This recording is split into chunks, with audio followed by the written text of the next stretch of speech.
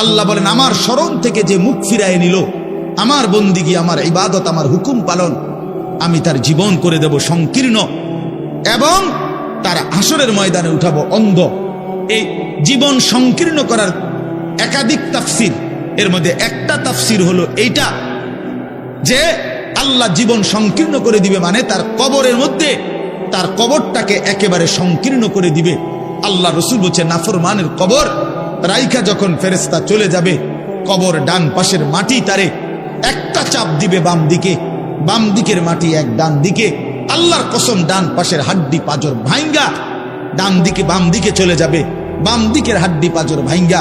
রাসূলুল্লাহ সাল্লাল্লাহু আলাইহি ওয়াসাল্লাম বলছে বন্ধু দেখেন হাত্তা তাখতালিফা আদলাউহু, এই দুই আঙ্গুল যেভাবে এভাবে একটার ভিতরে ঢুকে গেছে, খোদার কসম ডান পাশের হাড্ডি পাজর বাম পাশের হাড্ডি পাজর এইভাবে একটার ভিতরে ঢুকে যায়। এটার অর্থ এটা।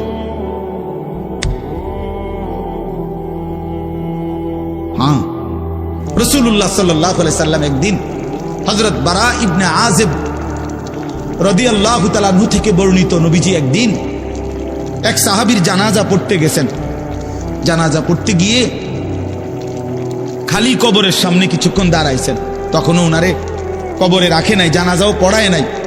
নবীজি আগে গিয়ে